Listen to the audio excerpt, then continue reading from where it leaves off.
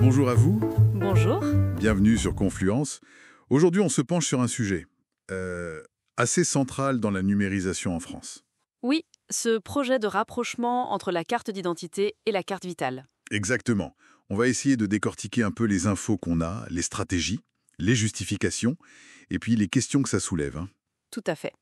Déjà, première chose qui ressort des documents, c'est que l'idée d'une fusion physique, une seule carte pour les deux, ça semble abandonné. Ah oui, quand même. Oui, on s'oriente plutôt vers une interconnexion numérique. D'accord. Et là, au centre, on a la nouvelle carte d'identité électronique, la CNIE. Celle format carte bancaire avec la puce. Voilà. Et à côté, l'application France Identité. Ok. Et c'est via cette application qu'on pourrait accéder à une appli carte vitale. Une appli. Oui, présentée officiellement comme une alternative complémentaire, pas un remplacement de la carte verte physique, du moins pour l'instant. Complémentaire. C'est intéressant comme terme. On passe du physique au numérique via une appli. Est-ce que c'est pas au fond une manière un peu plus discrète d'aller vers la même centralisation? Peut-être pour éviter les réactions. C'est une bonne question. C'est une lecture possible, oui. D'autant qu'on sent bien une volonté politique forte, au plus haut niveau, pour simplifier les choses. Ça revient souvent dans les discours. Simplifié, oui. Mais attention, il y a aussi des obstacles importants mentionnés. Il y a un rapport d'inspection, par exemple, Oui. qui serait confidentiel, d'après certaines sources, et qui aurait justement déconseillé la fusion physique. Ah d'accord. Et puis, il y a eu cette mission de préfiguration lancée par le gouvernement Attal, mais apparemment, les conclusions, elles n'ont pas été publiées. Pas publié. Ça, c'est quand même curieux. Ce manque de transparence sur les rapports, les conclusions, ça aide pas vraiment au débat public, quoi. Non, c'est clair. Ça laisse planer le doute sur les motivations réelles derrière tout ça. Surtout que l'idée, elle persiste. Malgré des réserves assez claires comme celle du directeur de la CNAM, l'assurance maladie. Oui, qui disait que la fraude via la carte vitale par les assurés eux-mêmes, c'était minime. Voilà. Donc on met en avant la lutte contre la fraude sociale, C'est l'argument numéro 1, publiquement. mais quand on creuse un peu les chiffres, ceux des rapports officiels de la Cour des comptes même, la fraude détectée par usurpation d'identité avec la carte vitale individuelle, Est décrite comme très minoritaire. C'est ça. oui.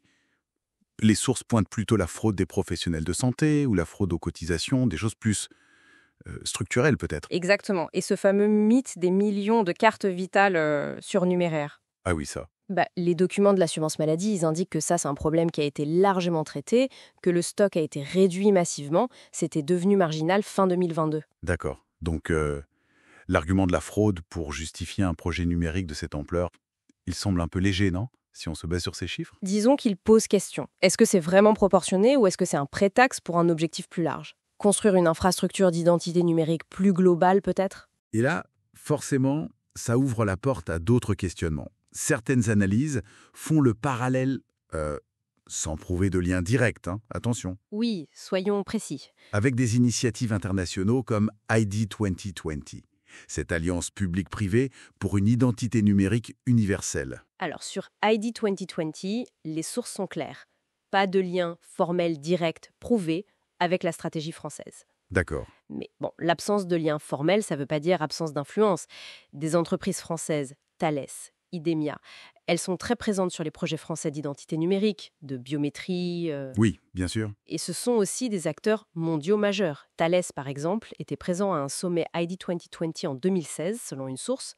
Donc, l'influence, elle peut passer par les standards techniques, les concepts, une certaine vision partagée, quoi. Ce qui peut nourrir certaines craintes, qu'on lit aussi dans des documents d'associations ou d'experts, la crainte du function creep. Oui, le glissement des finalités. C'est ça. Que l'outil, une fois en place, serve à autre chose.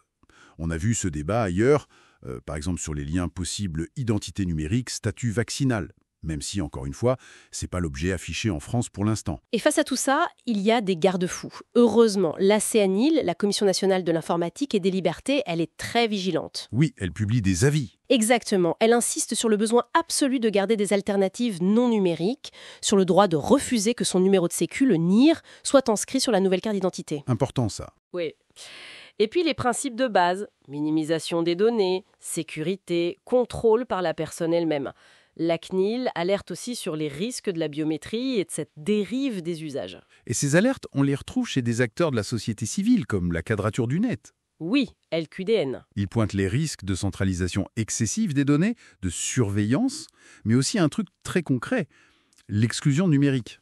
Oui, crucial. Tout le monde n'a pas le dernier smartphone ou la maîtrise de ces outils, qui deviennent pourtant quasi obligatoires pour utiliser ces services. Absolument.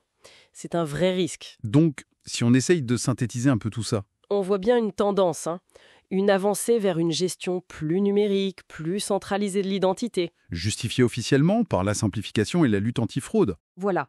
Mais cet argument antifraude, il semble assez fragile quand on regarde les chiffres sur l'usage précis de la carte vitale par les assurés. Donc on est face à cette tension assez classique finalement entre moderniser l'État, rendre les choses plus efficaces, Et protéger les droits fondamentaux, les libertés individuelles. la transparence sur les vrais objectifs et la solidité des garanties, des garde-fous, c'est ça qui est essentiel. Oui, la CNIL veille, mais les risques de centralisation, d'exclusion, de dérive, ils sont bien là, d'après ces documents. Et ça nous laisse peut-être avec une question pour la suite, non? Au-delà de la praticité affichée, de la simplification, quel type de relation, au fond, entre le citoyen, ses données et l'État est-on en train de bâtir, clic après clic, service après service, avec ces nouvelles architectures numériques? Une question fondamentale, en effet. Voilà pour cette exploration.